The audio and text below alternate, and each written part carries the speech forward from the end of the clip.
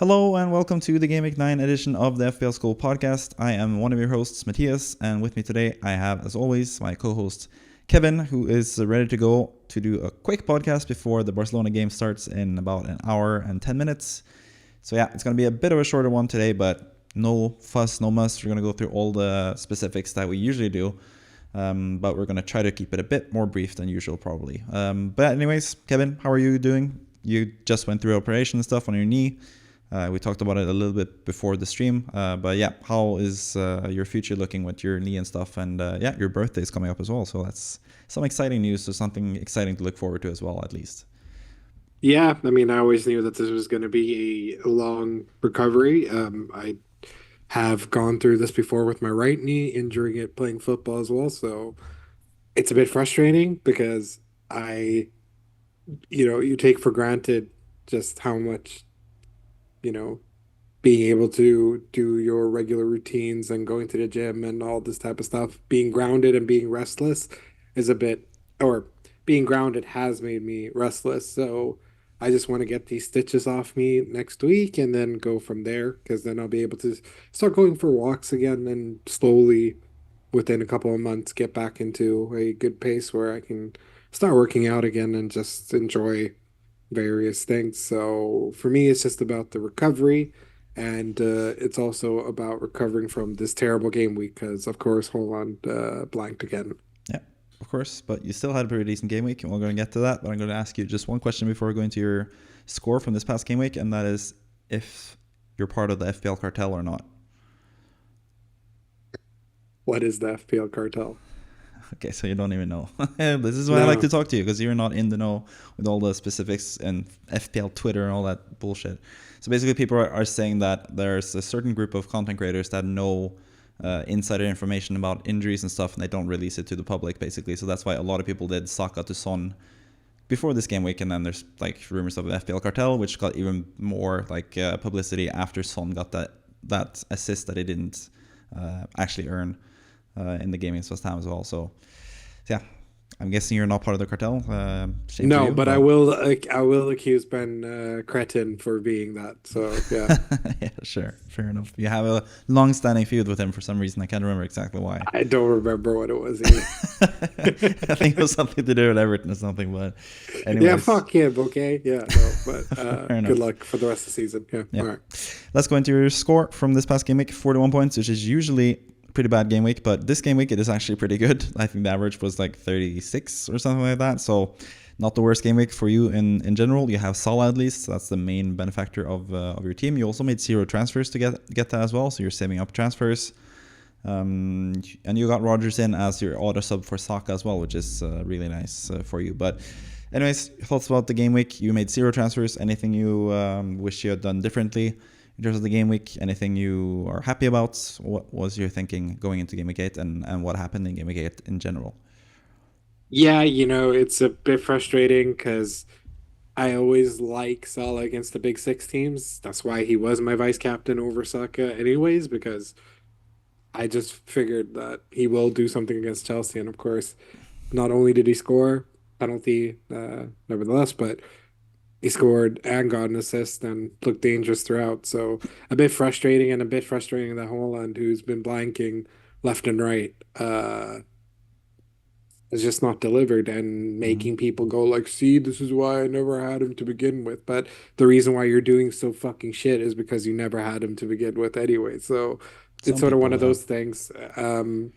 But of course, you can sort of fix your team by not having him and be able to spread the wealth a little bit. So it is frustrating that it didn't work out, but you just know that he's going to haul against it's Southampton next, right? So Southampton I'm at not home, yeah. gonna, yeah, I'm not gonna bet against him. I mean, I triple captained him against Ipswich, and that worked out. So Yeah. I'm still gonna show the faith, and especially if he does something tonight in the Champions League, it's just gonna be a bit of a catch-up effect in regards to that. So, in regards to my team, a bit annoying that I benched Rodgers, and of course he scored, but then I lucked out because Saka didn't play, and he only got 6 points, which isn't, you know, that Yep. much in hindsight, but I was really like, oh shit, this is going to be my Palmer 18 points benching again. So Yeah. I was really shitting my pants. But yeah, generally speaking, happy-ish with the team. There was hardly any clean sheets, which was really frustrating because Leicester conceded twice to Southampton, who hadn't scored in forever, and all these type of things. And Well, you're West saying that, Ham. but you had one clean sheet though on your bench. Yeah. I mean, What was the thinking with Flecken and Verbruggen? Was it just easy choice Flecken, or did you consider Verbruggen at all against Newcastle so away? no. So my thinking was Flecken was going to get a lot of saves, which is exactly what happened. That's why he Yeah, was able to get as much points as he did.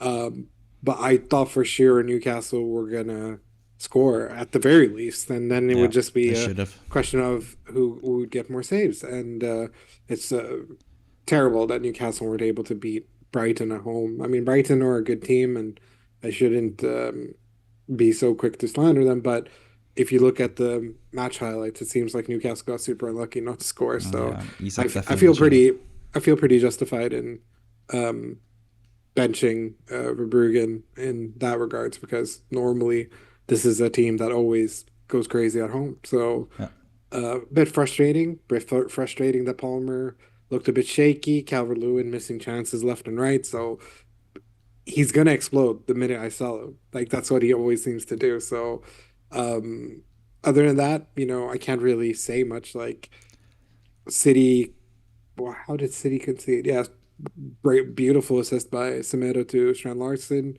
Can't really fault that. Kudos is kudos at the end of the day. Like I said to people, Kulusevski and Kudos could be fun differentials, and both of them ended up scoring in that game. So yeah, kudos. it's just a bit unlucky with some of these clean sheets, wipes, and stuff like that. And of course, Chelsea were always gonna get back at Liverpool. So yeah, it's a bit frustrating and a bit annoying with the clean sheets of late because I feel like I barely keep any, and I always bench Vice when he does get one. So Yeah, a bit of a frustrating round, and of course, a bit frustrating that Haaland couldn't do anything against his favorite opponents. But I yeah, think it's also says a lot about KDB being out, and of course Roger being out for City because they in matches where they normally dominate, they're having to, do squeaky bum time, yeah, especially with Stones getting that ridiculous VAR related goal at the yeah. end, which Strange, stupid. strange thing. But yeah, other than that, I can't be that unhappy because I basically made all no Salah teams pay with Yeah, 12 points. So always definitely. nice. Salah definitely giving you a leg up. Palmer's done that in the past as well, so pretty nice to have those guys on top of having Haaland and Saka, which is very interesting with your team, and it actually has worked out pretty well, especially seeing as McNeil and Rogers are actually really good picks. And I haven't really mentioned Calvert-Lewin, but he should have had a lot more than 2 points if he could just finish properly. But yeah, that's just Calvert-Lewin for you. He's a frustrating player to own and support, I guess.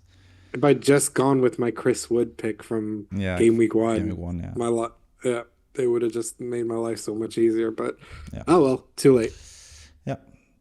Let's move on to Kimo's team for Game Week 8. He got more points than you, and he actually had another pretty damn good round. Did 0 transfers, like comparatively, I guess 50 points is not too much, but a lot more than most people did this game week. A lot of people had like half of that even, but yeah, 50 points for Kimo, really good points total in general. He also has Salah. That's another thing that he has in his team. 12 points from Salah, had 8 points from Watkins as well, 6 points from Vardy, who scored. Rogers scored. Rogers and Watkins could have had even more points as well because Rogers passed it through to Watkins and then Anderson pushed down Watkins and got a red card as well. So that was really close to being another goal and assist for Watkins and Rogers, and more bonus points as well on top of that. Digne got an assist as well, so his Aston Villa assets really helped him. He's gone pretty heavy on Aston Villa this season, and that has worked out for him.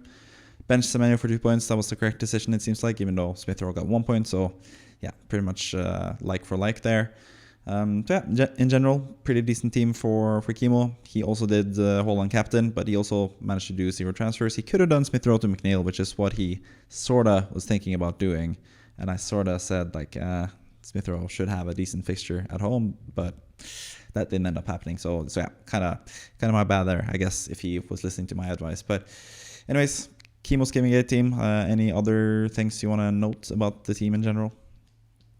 Yeah, I think I was one of the people who suggested that he does get rid of Smith Rowe. So yeah, I fully endorse the fact that he wants to get rid of him. I don't know. Yeah, I can't say for certain. I didn't really watch the Fulham game, so I don't know how Smith Rowe looked. But as someone who watched very the Everton invisible. game, as someone who watched the Everton game and what McNeil's been doing lately, he's constantly creating chances left and right. Hmm. So it's just Calvert-Lewin who's fucking it up. So I think McNeil is someone to still have because he creates a lot of his own chances as well. Like when he scores, a lot of the time it's because he decides to go do something. It's not that he gets laid off a good pass and stuff. He gets given the ball and then he just does his a little bit of magic and then tries to shoot from like 50 yards out. Sometimes it goes in, sometimes it doesn't, but at least he constantly fabricates these sort of chances. So Yeah, for me, McNeil is the winner there. But I understand the sort of reluctance of getting rid of Smith Rowe, as we'll see in the fixture ticker coming up. yeah, There are some really, really, really nice matches going forward. So yeah. it is a bit of a tough question. But Everton's Semenyo, fixtures are Dave. even better, so yeah, Yeah. And I don't know if Semenyo is the maybe the one that he can switch out for McNeil, but we'll get to that. maybe. Yeah, we'll still see about that later on. But yeah, let's move on to the manager of the week, the manager that had the highest score in the FPL Scope mini league this past game week in Game Week 9. And if you want to be the manager of the week as well, you can join the FPL Scope mini league with the league code hpxeri. And if you get the highest score in one particular game week, you'll get featured on the podcast, just like Anthony Bennett, the number one pick in the 2013 NBA draft, did. I'm guessing it's not him, but if it is, shame about being the biggest bust of all time in NBA. But anyways, you are the manager of the week, so that sort of makes up for it, I guess, the failed NBA career. But yeah, 67 points. Guardiola in defense with 10 points. Pinnock with 7 points. Both of those guys scored. Really nice. Salah captain, which is always the key to being the manager of the week, getting the right captaincy choice. And that has been kind of a thing the last few weeks where most people have gone Haaland. If you've gone with Palmer, Saka, and Salah, the other premium assets, you would have had a much higher score. You would be so many more points up in total, especially if you did all three. But yeah, Salah with 24 points, Son with 8 points, Watkins with 8 points as well. On top of that, benched Rodgers, which I guess is the only bad part about this team, benching Rodgers when you could have benched Luis Diaz, who came back from Colombia pretty late and was playing Chelsea as well, which was a tough game. I think that's the biggest mistake of Anthony Bennett, apart from not learning how to do a jump shot. But anyways, Kevin, what do you think about this team in general? Also, like you, then a wildcard in Game Week 3. Did a kind of controversial move with Palmer to Son, I guess. It helped. It worked out in this game week, but I don't know how you feel about that long term. But yeah, what do you think about this team in general? Yeah, I think it was sort of rumored very strongly that Luis Diaz wasn't going to start. So Yeah, a bit, if he had just kept tabs a little bit more, he would have started Rodgers over him. So a bit unlucky there, but I think 67 points regardless is no laughing matter considering most, like I got a green arrow with 41. So yeah, like kudos to him. Like he so annoying with Pinnock as well because Pinnock was meant to be my master blaster last year, but was injured like throughout the entire season. yeah, I So remember. and now he's just doing stuff all the time. So a bit frustrating, but yeah, a very inspired pick and sticking with his guns with Guardiola, which we all knew could do this, and now Yeah. starting to almost like this very cringe but funny thing because we both very much like this film. I don't know if you can see what it says. No. It's a picture of Rafinha in sunglasses, which says he's beginning to believe. Oh, okay. I know that film. Most people But know yeah, so yeah, I think Guardiola's a bit of an inspired pick, and I think it's really cool that he actually stuck his guns. Crazy that he doesn't have Haaland, but hey, he got the goal scorer in, so that. fair Yeah. enough. Last 3 game weeks, that has been a huge plus to not have Haaland. So Yeah, that's why he's like, I think he's like top 10K or top 60K or something like that. He's doing crazy. really well so far. And yeah, wildcarding in Game Week 3, not having Haaland, having Palmer up until now at least, and then going to Son, which also worked out this week. It's probably helped this guy as well get a pretty good rank. So yeah, pretty damn good game week in general. But yeah, it's the Haaland thing that is going to be the question going forward. Yeah, we're going to get to that eventually on the podcast and with this guy's plans. But he only has one free transfer remaining for the upcoming game weeks. So yeah, going to be a bit tricky for him. And he probably has to go without Haaland next game week. But we'll get to that eventually in the podcast. But let's move on to the fixture ticker, looking at the fixtures that are coming up in the next few game weeks. And I actually figured we could do something here, which is going through, because we just spoke about how if you had gone with a different captain than Haaland, if you had gone with Palmer, Saka, and Salah now, you would have had so many more points. So I'm kind of interested to see who you think is the best captaincy choice in each and every game week. So yeah, let's just go by them one by one. Let's start with Game Week 9, which is the upcoming game week. I think we both have a pretty good idea who's going to be the best captaincy choice this week. But yeah, any reason to look beyond Haaland, because he's the obvious pick. Southampton at home is such a great fixture. Obviously, he's not in the best form in terms of Premier League matches and stuff, 3 blanks in a row. But is there any other captaincy choice that is appealing to you, or is it just like Haaland by far, no questions asked? Yeah, I mean, I could consider if you're really risky, Embuemo. I think Ollie Watkins, who didn't get to play in midweek in the Champions League, will Yeah, be looking raring to go against Bournemouth. Bournemouth. Yeah, so I think those are options. But look, man, I triple captain the man, the myth, the legend. So don't go against Holland unless you don't already have him. If Yeah, you have him, stick with him. If you don't, go for it. I think that's where you can have a little bit of fun. yeah, I don't really love Liverpool like Salah. I Liverpool, don't think that's Arsenal. going to be I don't think that's going to be great, especially because they might play a little bit more defensively. But Yeah. it all depends. If Saka's out, then I think maybe Liverpool going for Salah could be fun because Mm. yeah, I don't think Arsenal looked that great against Shakhtar, and yeah, obviously stunk it real bad against Bournemouth. So Yeah. What about Palmer against Newcastle at home? Do you think that's a decent fixture? He had a 1 goal and 1 assist last time around against Newcastle at St James's, or yeah, at Stamford Bridge. Sorry. yeah. I mean, Palmer. Palmer didn't look great against Liverpool, so eye test wise, he looked a little bit janky. But I guess that could be one of those things where it was his sort of, you know, Yeah, that's it's the one game Liverpool. that he had to get. Yeah, it's Liverpool away. It's he looked a little bit rusty and tried to do a little bit too much. So yeah, I don't think it's the worst pick, but I think people shouldn't get rid of him just because of the Liverpool game either, which some people have, and all this type of things. Because I think Chelsea's games, whilst Newcastle at home, yeah, it's not the best, or Man United and Arsenal aren't the best.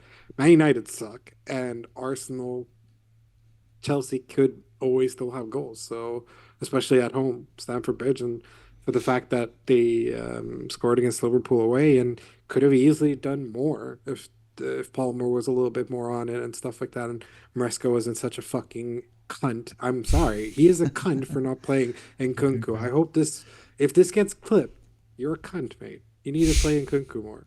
I don't care. You are a piece of shit. Anyways, Cool. I want to see more out of Palmer, and I think he can easily go against the current and get goals. It's like that last time when people sold Son and he showed that he was fixture proof last year when he had the pretty bad spell of matches. Same with Saka. I sold Saka and I got to feel the brunt of it when he kept scoring penalties and all this random ass goals and assists. So yeah, man, I think stick with Palmer if you have him, but I just don't think he's better than Holland. And especially, again, if Holland gets a goal or two tonight, anything's possible against Southampton. Southampton are so kamikaze right now that, Yeah. I mean, they like expect their XGC is like the worst. So, like, you expect City to bounce back. Yeah. Definitely. So, and I think, or rather bounce back, but you expect Holland specifically to bounce back. Yeah. So if you were to rank the captaincy options for Game Week 9, since that is the upcoming game week, we should talk more about that than the rest of the game weeks, I guess. But Sure. if you were to rank the captaincy choices, you'd have Haaland number 1, I guess. Yep. That's your priority. Who would be number 2 out of the players? You also have Son against Palace away. We didn't really talk about him either, but Yeah. Hmm. Who would you have as number two? Is it Mbuemo I you think mentioned, I or think it's a Buemo, yeah. yeah, number three? You said Watkins, Watkins, yeah, Salah. Yeah, Watkins. yeah. Okay. And then Probably Salah, Palmer, Son. Who do you prefer out of those three? I'd probably say Son. No, Salah, Son, Palmer, probably. Okay.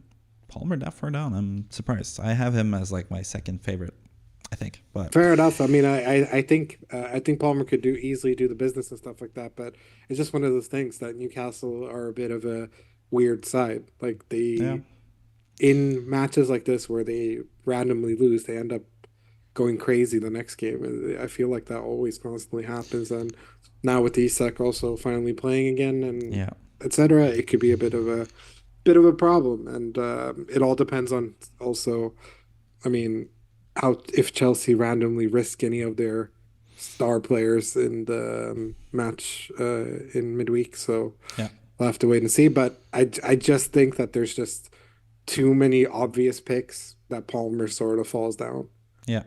And Newcastle personally. also are one of the better teams for expected goals conceded as well, 7.49, which is pretty damn good over 6 matches. So yeah, I sort of get the argument against, but I think we both agreed Haaland is the best captaincy choice, and that's what we'd go for. Triple captain or not, like you have obviously used your triple captain on Haaland already, 17 points, so you have a bit of knowledge on the area there. But if you had your triple captaincy chip left now, would you use it on Southampton at home, or do you think the form is just putting you off just too much to do it? I think I caught it in the right time, so I think it's a bit risky, you know, triple cap because like a lot of these matches that he had recently were sort of candidates for that as Yeah, well. Like I would Wolves. not have I would not have laughed at someone triple captaining him in that home game where like Doku and like random people just wouldn't pass him. It's just where Kovacic is and all this type of stuff. Like it's just annoying and it happens. It happens to the best of players. Um, do I think it's an option? 100% because Southampton suck, but it's tough to say, because current form dictates no, but Southampton are a team you could easily triple captain against. I mean, God, I'm pretty sure Mbeumo got that 15 pointer against Southampton, right? It's like everyone gets like a 15, 16 Yeah, pointer against them. So, yeah. like, yeah, for sure. I can see it, you know, Mm. but I just think it's a bit risky simply because of current form. But that's the thing, it's always a risk. How was I supposed to know for sure that he was going to get a hat trick against Ipswich? He just did, Yeah, and it worked out for me. But and he was in the form of his life, to be fair. But yeah, I had a lot of good vibes and good things going my way to make me even make that decision. But I also did say I'd deactivate my account if he didn't do well. So yeah, I put a lot of added pressure on myself. So uh, yeah, I I think just go with the captaincy. If he ends up scoring 5 goals, I'm sorry, but yeah, yeah. Let's move on to game week 10. A lot of tough, tricky fixtures in this game week, I think, actually. Arsenal have an away game to Newcastle. City have an away game to Bournemouth. Bournemouth have been pretty good at home this season. You have the worst teams in the league playing each other, Leicester against Ipswich, and you also have, can't really call Everton one of the worst teams in the league right now, but playing Southampton, so don't think you would captain Calvert-Lewin or McNeil. Maybe you would surprise us, but yeah, I think there's a pretty big standout captain either anyway for Game Week 10, but I'd be interested to hear your thoughts looking at those fixtures in Game Week 10. Who sticks out to you as the best captaincy potential choices in that game week? in game week 10. Game Week 10, yeah. Hmm.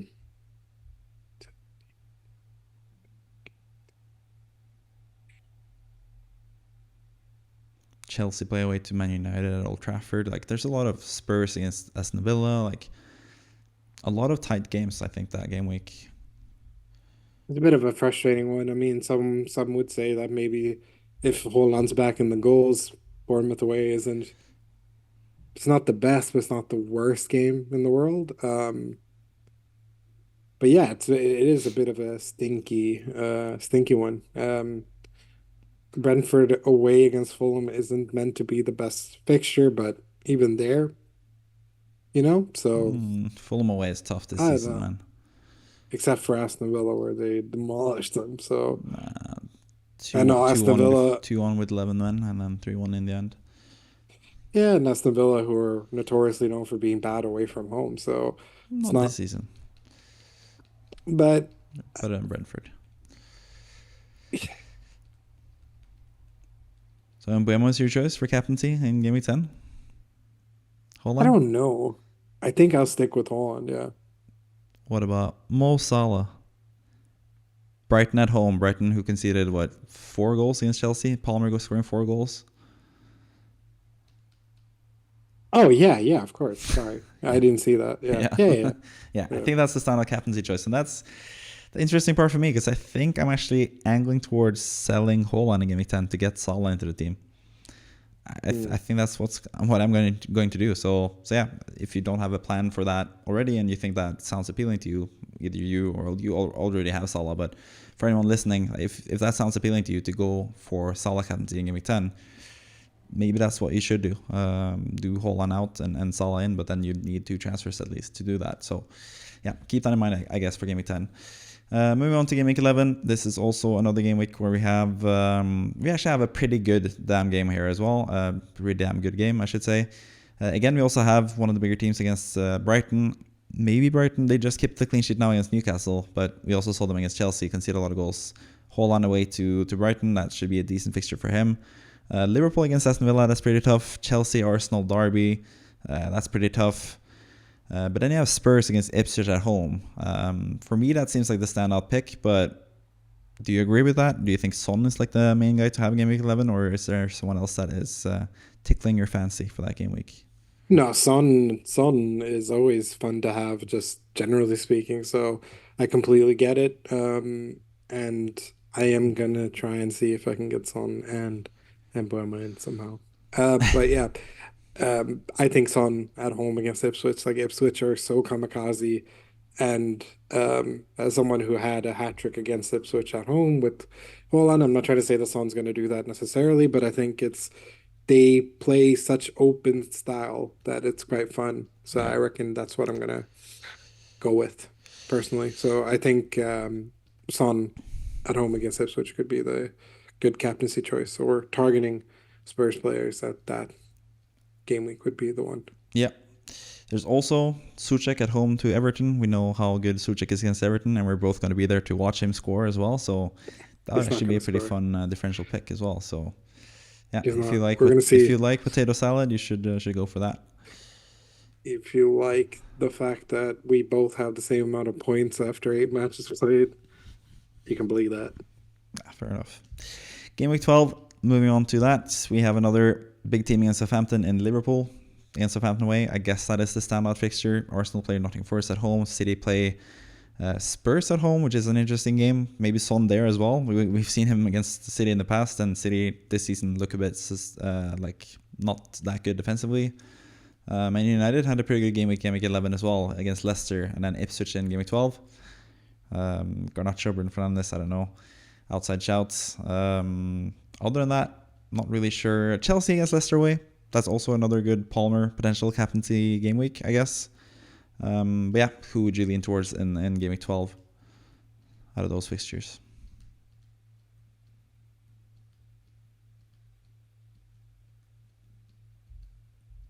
Mo Salah. Yeah. Salah over Palmer again.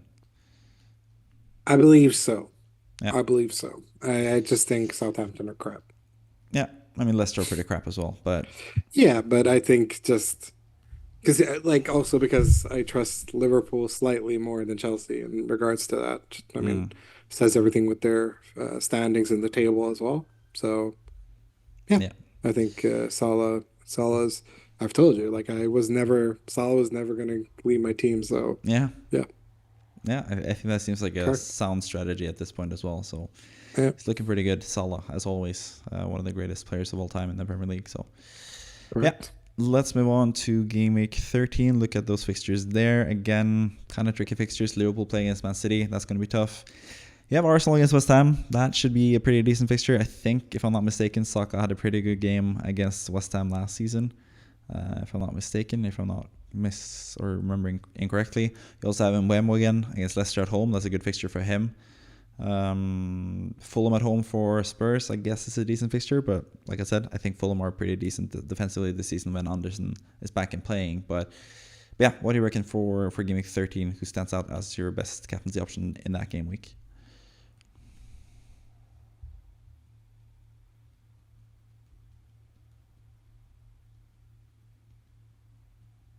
No comment. No, I'm just having a look and seeing. It's a podcast, so think out loud. No, I'm just kind of looking at the teams, and I don't really like anyone. I like and Wham at home against Leicester, to be fair. Mm-hmm. Um, I don't like Chelsea at home against Aston Villa because that can go either way. I think, That guy Welbs against Southampton. No, Joe Pedro back. Spurs at home against Fulham. I think that could be a saucy son You hate Marcus game. Silva and you're proving it. Correct. Fair enough. Have we been getting rid of Fulham players, or have we been going crazy to buy a bunch of them back? We've been selling them like hotcakes, so get the fuck out. Yeah, fair enough. Also Spurs at home should be able to get a good result against Fulham. Yeah. If they're legit, if they're as legit as once said during the 2-0 in Brighton, and then conceded 3 times. Oh, yeah, Spurs, yeah. Yeah, they are legit like Spurs. Yeah. Game 14, again, kind of like tricky fixtures here and there. Arsenal at home to Man United, not the worst fixture, I guess, given how bad Man United have been so far this season. Liverpool away to Newcastle, that's a pretty tough game. Man City playing against Nottingham Forest, that's a tough team to break down as well. Chelsea against Southampton, maybe this is finally the week you'll concede Palmer as the best captaincy choice. I don't know. Is there anyone else sticking out to you? I still think Nottingham Forest are due a fucking hiding, and that could be the fixture where they do so, but with City playing them at home. But yeah, maybe that's the day I captain Palmer. I haven't captained Palmer yet. Have I regretted that? Yes, because he got 20 fucking million points once, but yeah. No, but yeah, I can concede. I think that could be the time to go for him. Yeah. But what I get from this is basically that we haven't really mentioned Haaland that much at all. So not really. I don't really think he's worth the money. If you're not going to captain him most game weeks, I don't think he's worth the money because you can spread the money around and have so many different players. Sure. We mentioned so many different captaincy choices as well. And by having more money in the bank, you'll be able to select all of them. Basically, you've managed to do that somehow, getting all those 4 premium players, and you can switch them around as well, go from Saka to someone else potentially, as we'll see with your plans pretty soon. But yeah, I think that's like my main breakaway here. I think Haaland is, you can't really count him out, but I think this is potentially a good time to jump off of him because there are so many good and a good different variety of different captaincy choices in each of the game weeks as well. So I kind of like having more money spread around and having more premium players as opposed to just one main guy in Haaland. So I think that's the main takeaway for me, at least from the fixture ticker segment that we've done just now. But yeah, anyways, let's move on to your current plans and see what you are looking to do in game week 9. You have 2 free transfers left and only 0.1 in the bank, but you still have a little bit of wiggle room to do some different things. And you have a couple of projected transfers. You did mention right before the podcast that maybe you should do Saka to Mbeumo rather than Saka to Son. Is that, especially now going through the captaincy choices, and you had Mbeumo as, at least for two different game weeks, you had him as like potentially a really good captaincy choice. I guess that's what you have to deliberate between. Are you pretty set on selling Saka? Because the recent news is that he's most likely going to play against Liverpool. That's like the latest leaks, basically. Yeah, but Arsenal's games aren't the best anyways, so fuck it. Sorry, Saka, man. Yeah. I brought you back. You were okay. The end. 16 points was good. Yeah, oh yeah. Yeah, that was good. But you got like 6 him points off getting the bench for Rodgers. Yeah. So he's done the business, but sadly I just I think this is where Arsenal season goes to die again. So no, I'm just kidding. No, but I think Arsenal have just been really unlucky. I think is there some referee bias against them? I don't know. Maybe if Twitter is to be believed, there is some truth in it because I think some of the sending offs have been questionable at best and really, really inconsistent because we've seen players do similar things and etc. So a bit annoying, and especially it's just a shame that someone of Saliba's caliber is now having to miss the match against Liverpool, yeah. Liverpool as well. And I am notoriously known as someone who fucking hates them. So so yeah, it's a great shame, and you want the best players available for the um best games. So bit frustrating, right? And I completely understand why Arsenal fans feel so slighted. But yeah, I think long term, Son and Mbeumo have better fixtures than Saka, so Hmm. might as well bank on that. And I think I will because I want to try and get both somehow. If you can Yeah. find a suggestion on how I can get both, then go for it. We'd have to be selling Haaland next game week. No chance. No? Try again. Can I Okay. sell Konate and someone and go -4? Then great. Then I No. can do that. You're not going to have enough money to have Haaland, Salah, Palmer, Son, and Embuemo. Classic white man telling the brown man what he Not going can to and can't happen. do. Not going to happen. Okay. Oh my God, and he just doubles down on it as Yeah, well. never going to Jesus. happen. Trust me. Oh, God. Okay. Well then, no, but genuinely, it's a real toss-up between Mbeumo and Son. I think, like he said, like a Brennan Johnson and Embuemo is very more likely Yeah. for me to do stuff, Mm-hmm. but I just think Son is just so much better than Brennan Johnson. I think Son being bad, Son being bad, Son being back is bad for Brennan Johnson as well. Like, yes, Brennan Johnson's quality and stuff like that, but Son's gonna require the ball more and touches and all this type of stuff. So he's the pen taker. That's the Yeah. reason why I have a bunch of the players that I do have. They are all pen takers, the premium guys of Salah, Palmer, Saka, and Haaland. So, Even Calvert Lewin. yeah, yep. Yeah. So, yeah, if there's a center back that could take penalties like Ronald Koeman, I'd take them too. Yeah. Fair enough. But yeah, that might be the better thing, better thing to do. Bedre, Brendan Johnson Bedre. rather than Son because you'd afford that. But at the same time, who would you sell? Like we've talked about McNeil, we've looked at Everton's fixtures; they are great. McNeil has been great. Rogers has tougher fixtures, I guess, after this game week. Maybe he's the one you'd let go of, but then again, he's such good value. Like he plays 90 minutes every single game, whether it's Champions League or Premier League, and he's fantastic. He keeps getting points. People keep benching him stupidly, and he almost punishes them, but they get lucky because Saka's injured. So yeah, it's kind of tough to fit in that many midfielders as well. So yeah, I think you just have a bit of a conundrum there between Son and Mbeumo. Basically, I don't think you can fit in both potentially, but maybe you can. Um, maybe you go away from Rodgers for a couple game weeks and then bring him back when he has better fixtures potentially. But yeah, I don't know. There's a lot of different things you can do, I guess. But the other potential transfer you've looked at is Wildcard to Mykolenko, and I guess that's mostly because of Everton's fixtures and Leicester's incapability of keeping clean sheets. I mean, Wildcard has scored twice, I think, this season. Or did he get a clean sheet in that second time you benched him for a hole? I think Was it a he clean was sheet? benched. He was benched? Or he was No, sorry. clean He sheet? got a clean He sheet got a and a clean sheet, goal. yeah. Got a goal in the game week 2 and a clean sheet in Yeah. game week 6 or 5 or something like that. But yeah, Woodfors to Mikolenko, what's your thinking with that move? Is it just having more depth? Is that like the main thing, seeing as you are kind of with Bogarde there and Stewart who are not going to play? Is it just nice to have another person that you can use more?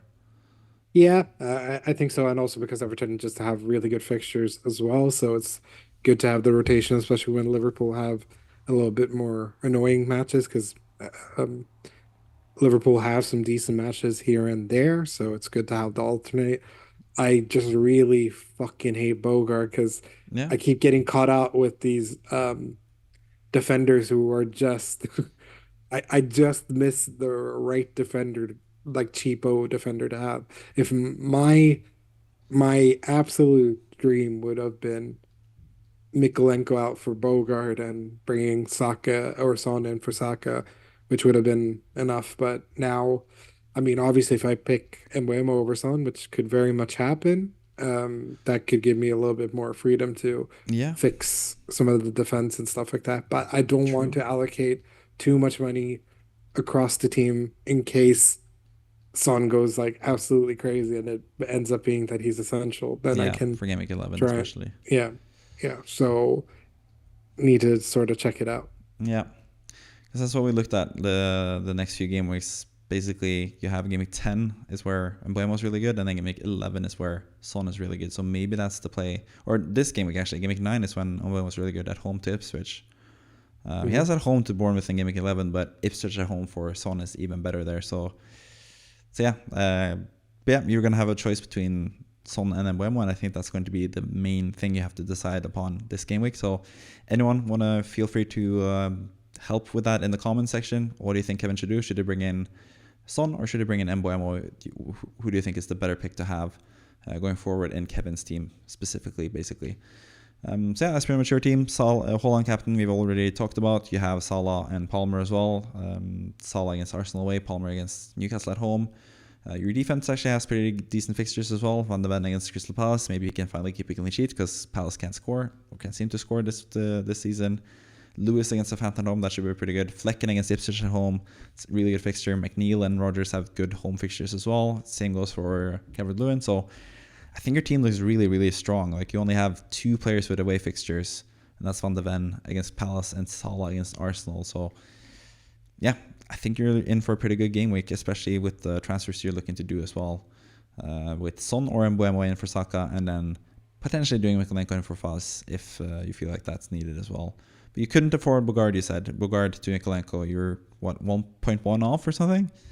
Yeah.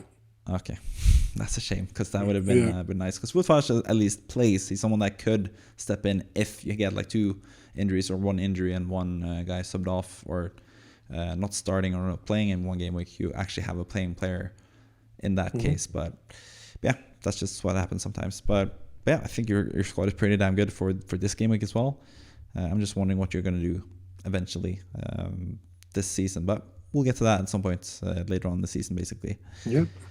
Let's move on to Kimo's GW9 Plans, and he has 0.6 million in the bank, and he also has 3 free transfers. So he has a lot of free transfers. He can do a little bit of everything with his squad. He also has his wildcard chip left. He has triple captain left, bench boost left, free hit left, all of his chips left, basically. So he's in a pretty good position. He's actually gaining on us a little bit as well, and the league between us three internally is pretty close now as well. So he's in a pretty good position with the free transfers and no wildcard used. So it'll be interesting to see how he navigates these next upcoming game weeks. But messaged him before the podcast. He said that his most likely move is going to do Smith Rowe to McNeil, which is something that I thought about last week. But then, yeah, didn't end up doing that after I said I probably wouldn't do that with Smith Rowe having a good home fixture. But Smith Rowe looked worse than I expected him to do because I was so impressed by Smith Rowe at home earlier in the season. But now, maybe they're struggling a bit for some reason. I don't know. Maybe he's not as good with Jimenez in front of him. Maybe he takes up more of the goal scoring chances and stuff. I don't really know what's the deal there. But McNeil, also a pretty good player to have. That's the Friday fixture, if I'm not mistaken. Or is it between Fulham and Everton, or am I mistaken there? Maybe I am. Oh, it's Nottingham Forest, which is the Friday. Leicester Nottingham Forest is the Friday game. Everton Fulham is the main game on Saturday, the 5:30 if you're in the UK. Basically the main Saturday game, basically. But yeah, that's going to be an interesting game, especially if Kimo goes through with this and sells Smith Rowe for McNeil. But looking at the squad, looking at all the free transfers that he has as well, would you do something differently? Son is not here, Palmer's not here, Saka's not even here either, and 3 free transfers. Is there potentially something else you would do? Trent, for example, is he someone that you would look to sell, seeing as he has Arsenal away? Or you see someone that you would keep if you did have him and this type of squad currently? Like, what would your thinking be if you were in Kimo's position? Yeah, I think potentially selling TAA for yeah, I think selling TAA and Semenyo, for example, can still get you a decent option on the bench. So, or sorry, for the starting 11. So, Yeah, and you can sort of still get someone decent to replace TAA as well, who has not the best run of fixtures. I don't know if that maybe Rico Lewis Yeah, or whoever it can may go Rico be. Lewis. Um, but City are constantly conceding as well. They're Yeah, so annoying. But most teams are conceding, you know, so yeah. it's a little bit unlucky Could even go in Guardiola. regards to yeah. I mean, even Guardiola and Semenyo can still get you the sort of whoever you want to Garnacho potentially, yeah, could potentially get rid of. Yeah, or there's a Johnson. lot he can.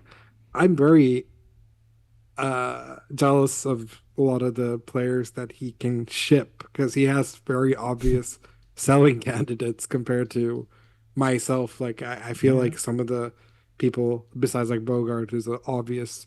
I don't understand why he's not playing anymore, but because Matty Cash is that's back. two Aston Villa right backs out of three that I targeted and neither got to play properly. Yeah. So yeah, I would consider. I think Salah seems to be fixture proof regardless, but I don't think Liverpool defense is. So time to ship. Yeah. So you'd Yeah, probably do Trent to Rico Lewis, for example, and then potentially do Semenyo to Brenton Johnson or Garnacho or someone of that ilk. yeah, Or would you still go 100%. McNeil over those guys and just save the money for a rainy day, potentially Embuemo to Son at some point? Yeah, I think both are valid options. Or Vardy to I someone better, potentially as well. yeah, yeah. Like I think, I mean, if you go back to the fixture ticker, I just want to just check Forest games out because I think we have to start talking about Chris Wood a little bit because he is getting a goal and bonus three very often. So he Yeah. only gets a goal. So if you want minimal but save points every other game, he'll get you a goal. I mean, the fixtures are pretty damn good as well for Nottingham Forest. I know they are sort of mid-table here, and also should also be noted that their expected goals is actually in the bottom three, so they're not really Yeah. creating too many chances. They're really a defensive team, but Leicester away, fantastic fixture. West Ham at home, we saw West Ham now against Spurs, shambles defensively. Newcastle at home, that's the game he scored a hat-trick in last season, I think, against his former club as well. There's like something there too. Arsenal away in game week 12, you can easily bench him, of course. And then Ipswich at home in game week 13. So several really good fixtures in the next few game weeks for Chris Wood. So he's definitely someone you could go with as well. And maybe that's something Kimo should look at with Vardy currently. Looking back at Leicester's fixtures, they're also decent, I guess. Nottingham Forest at home is not the best for attacker. But then Ipswich away is pretty good. But then after that, maybe not so much. Brentford and West Ham in game week 13 and 14 looks okay. But Vardy is also someone that you could potentially look to sell and bring in someone else. Could also go with someone like Cunha, for example. If you don't want to go with Chris Wood, if you feel like that's too boring, then Cunha would be a lot more spicy in terms of watching him play and stuff. So a lot of different things Kimo can do, but he's sort of looking to do Smith Rowe to McNeil and just basically do like mini moves and then have some free transfers extra, which I think should also be a potentially decent option for him. I'll be actually curious to know. I'll ask him in the group chat if he's looking to potentially sell Haaland as well and move the money around and get some more premium players like the likes of Son and Palmer into his team, because I think he would like something like that as well. So yeah, interesting moves for Kimo this game week. Also, the goalkeeper spot is somewhere where he could potentially upgrade. He has Henderson, who just Palace just look awful in Yeah. general. But then again, goalkeeper transfers are really, really boring, and yeah, I don't really see any reason to do goalkeeper transfers mostly either, because there aren't really any stand-up picks.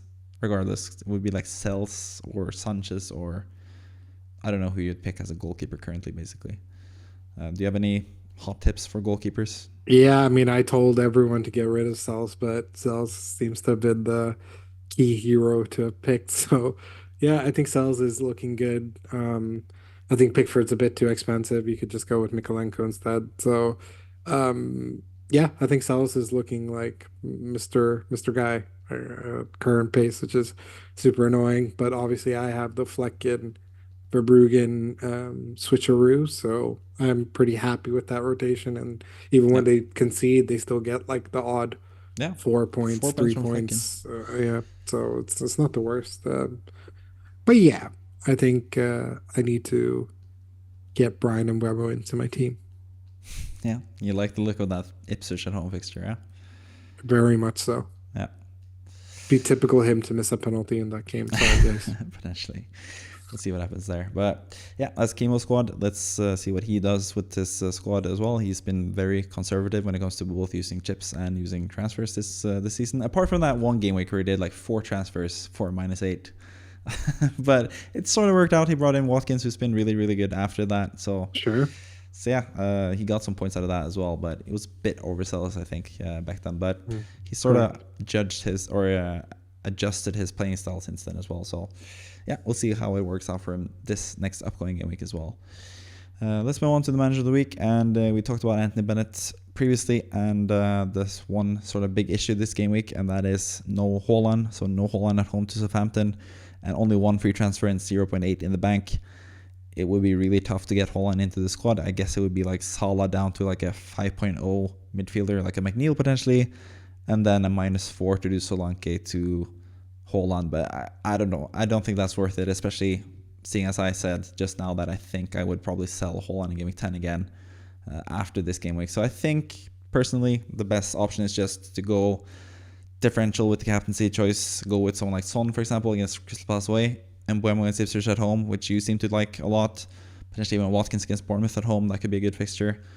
Salah, we talked about this previously in the podcast as well during the fixture checker segment.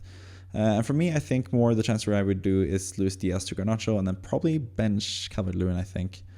Just because he keeps missing chances, and he's not going to get too many chances against Fulham either, I think. Because, yeah, I just think Fulham's defense is pretty good. But then again, Joachim Andersen is out for this game. That could also be opening up the floodgates, so maybe this is the game where Calvert-Lewin does well. But yeah, I think that's what I would do. Garnacho in for Luis Diaz, and then start him over Calvert-Lewin this upcoming game week. But then again, you can also just stand pat and save the transfer. You have a pretty good team this game week, apart from the no Haaland thing, and then save the transfers and do some other stuff potentially in future game weeks. But I don't know. What do you think the manager of the week should do for this upcoming game week, and what should this team look to do over the long haul as well with the team? Any weaknesses, any strengths, any players you think needs to get rid of, any players you would want to add? Yeah, no, it's just a question of, like you said, getting rid of Luis Diaz, and potentially the I just think that Calvert-Lewin at home against Fulham seems like a Calvert-Lewin sort of game, especially with Joachim Andersen out.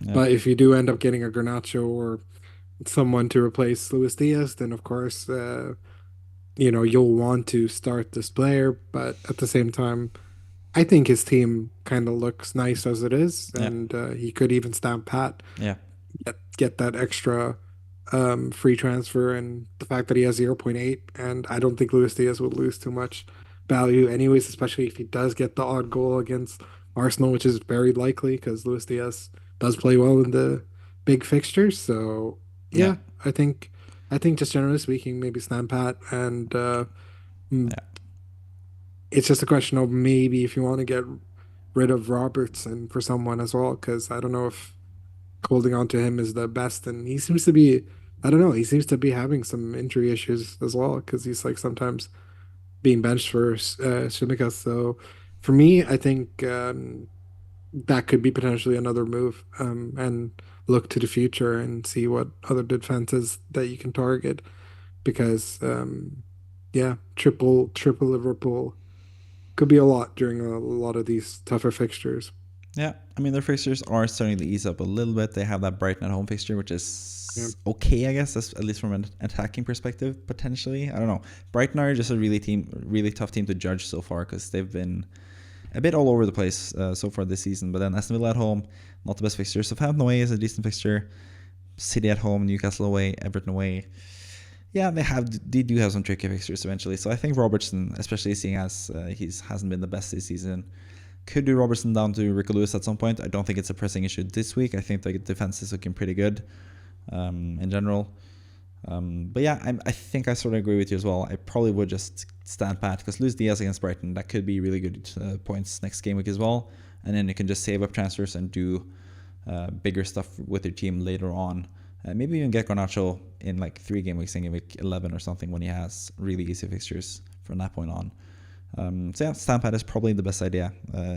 I think as well. But Garnacho is just someone that I really like the look of, especially against West Ham, who we demolished last season, and I benched him, and he had 16 points against West Ham, and I benched him, and I was really unhappy. So I think that's sort of playing on my mind with this transfer. But Garnacho also looked really, really good this past game week, and Man United looked a bit better than they have been earlier in the season. But yeah, probably leaning towards standing pat. But captaincy choice, we did mention that earlier. Embuemo is your pick for this guy? Yeah, I think it's either Embuemo or Watkins. It just depends on which one you have a better feeling for. I guess Watkins would be the safer option, if that makes sense, Yeah, because he got rested. if, He's going to start. yeah, and also Brentford can be super inconsistent against these sort of weirder teams. So, Mm, and it's tough, you know. Watkins is um the I guess safer asset in that regards because we know sort what of. he's about. And but I think it's a I think it's a good fixture to go for with Yeah, Ipswich. I think yeah, Ipswich suck, and I think Iraola is a little bit a more of a um, he's got a little bit more X factor about him. You know, he's the sort of manager who could turn up against the Aston Villa away. yeah, Whilst I think Ipswich are just going to lose that game against yeah, Brentford. So yeah, I think stick with them as captain. yeah. And Mbeumo also is a midfielder, gets more points for goals, gets a point for clean sheets, is a penalty Um, taker. Like, there's a lot of reasons to go with him yeah, as well. and obviously Duran didn't go off very happy, did he? So that could be playing on their mind a little. That Maybe. maybe just give Watkins this odd 60, 70 minutes and let Duran play the final 20 where he scores a brace. So yeah. Yeah, I mean, the other thing is, I guess, like, in like the Twitter world for FPL, they're about the same in terms of total percentage as well, in terms of ownership, Mbuemo and Watkins. But I think Watkins, at least in like Twitter circles, is going to be the more differential player to have twice, as it were, with a captaincy choice. So maybe if you want to go differential, you want to go with him. You could also go with Son. He's the one that I have put the captaincy armband on for the Yeah. graphics as well. Palace away. I think Spurs generally just destroy Palace usually. I've seen that in the past. I've seen Son do really well against Palace in the past. So I feel pretty good about that. He's also a penalty taker and a midfielder, like I mentioned with Mbuemo just now. So I think I would lean towards Son myself personally, but I can't see the argument for Mbuemo or Watkins as well. Yeah, I think there's a lot of like decent captaincy choices this week, but I think Haaland is a standout pick. But this team has no feasible way of getting Haaland where it makes sense. So yeah, just pick whichever captain you like the most. We both made our cases for each of our players in this segment and previously in the podcast as well. So whatever floats your boat. If you're watching or listening, basically, Anthony Bennett, please get in touch if you are in the comment section. Always nice to hear from the managers of the week if you're watching the content. Yeah, that's basically the manager of the week. Let's move on to the final section of the podcast, and that is the weekly wildcard draft segment that I do. I do a video each and every week where I do a wildcard and try to select the best squad to have in FPL going forward. And this week has been no different. If you want to watch the full entire video where I talk about each and every pick from this draft and why I selected them in the place that I selected them, then you can go watch the video that I posted. But Kevin, I haven't heard from you yet when it comes to this team. The one big omission is obviously Son. No Son in this team. I do have Mbeumo though as the number 2 pick. So yeah, I kind of make the case for you to go with Mbeumo rather than Son in this instance, because I have Mbeumo as the number 2 pick and Son on the cusp, on the outside looking in. But yeah, in general, any other comments about the team? Anything you feel like I've missed? Any players that I've done incorrectly? Any Everton players you're missing? Yeah, where's McNeil? Who would you sell then? Johnson? Send Garnacho back to the Shadow Realm. Who gives a shit about him? Doesn't even He's always great. start every game. McNeil does. Nah, he's gonna start every game now. He's too important for them. Yeah, so is McNeil. It's too important for us. Yeah, Gets the assist. it's Everton though. I know you say this every week, and they're the ones who end up getting a decent return, especially the McNeil is defense. good. Yeah, I just like Mikolenko, Garnacho's finally Mikolenko getting some love, explosivity. which is nice.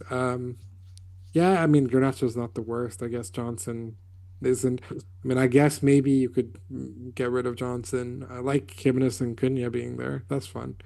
Um, I think Guardiola not being there is a bit nuts, and especially considering the fact that you were very high on selling TAA and you've listed him as sixth. Yeah, I mentioned it as a possibility. I know Kimo isn't the biggest fan of Trent, like I am. I'm a huge fan of Trent, and I think the next four fixtures are actually looking pretty good for him, apart from the Arsenal fixture. So personally, I like Trent. I've had him this whole season in the, or not the whole season, but at least for good parts of the season, I've had him in the weekly Wildcard draft segments, and I brought him in Game Week 3 as soon as I could as well, after looking at him in the first few game weeks. I was just really impressed with him and Liverpool in general, and I think they're due some points at some point as well. So yeah.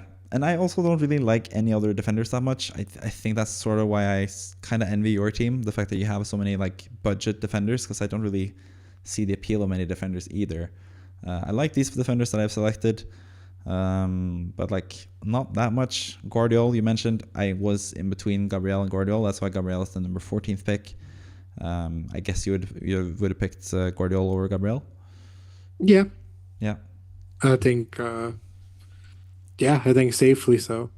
yeah, Only because I still think Gabriel could easily score in some of these games because he's such a good threat from um, set pieces. But yeah, I think Guardiola he deserves some respect. yeah. For me, it was just more the long-term picture. I think Arsenal's fixtures are getting better and better, and City's fixtures are getting sort of worse and worse-ish. So I think that's my thinking why I ended up with Gabriel rather than Guardiola. But yeah, I don't really know what to do with those two guys. I had Guardiola at the start of the season. Gabriel scored every single game week, and then I sold Guardiola for Gabriel, and then Gabriel stopped scoring, and Guardiola started scoring. So yeah, I haven't been the best at picking the right player in that instance with those two players in particular. But yeah, any other thoughts about the team in general? Any big misses? Any? You like the strikers, you said? I had a couple of strikers in mind, like Watkins I have on the cusp. Nico Jackson was someone that I really considered. I think he's looked really good this season. Chris Wood we've talked about already. Yeah, I don't know. I really like Cunha, as you can see. I have him as number 4, and he's probably someone that I'm going to bring in myself as well. So what do you think about Cunha? We haven't really talked that much about him this podcast. Any thoughts about Cunha overall? Is he someone that is of interest for you? Is he someone that you could potentially see yourself, if Calvert-Lewin keeps just missing chance after chance after chance, is potentially upgrading Calvert-Lewin to Cunha something that you would be interested in doing? No? I don't know. It's hard to say with both him and Strand Larson because I feel like they kind of alternate who ends up having the good game between the two of them. So, but I think Cunha is the pen taker, right? Yeah, most likely. I mean, they have a couple options. Huang has taken some penalties. Yeah, Sarabia has taken some penalties, but Cunha is the one who plays every single game week, and yeah, he's also taken penalties in the past for Wolves. yeah. So, I think Cunha is the one who has the most X factor. So, yeah, I don't dislike Cunha. I think I'd Nuri as the most left wing. He puts the left wing and left wing back.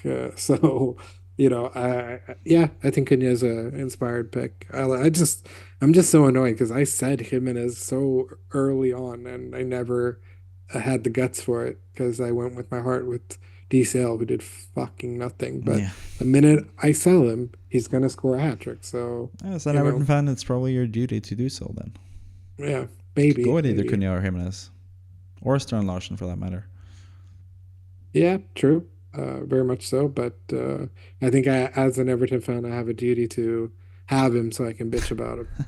Fair enough. Jinxing your own player, I like it. Yeah. Anyways, that brings us to the end of the FPL Scope podcast, and there's just one thing left to do, as we always do on this podcast, and that is to leave Kevin with the last word, so he can say some things about what's bothering him mostly, or something that he's looking forward to. Sometimes like once every 10 podcasts, I guess. So what do you have to say for yourself now, Kevin, to end this podcast right before Barcelona are about to play in the Champions League again against Bayern Munich? You know, it it seems pretty perfect that I get to end this whole thing by saying, fuck Marcus Silva. Bye bye.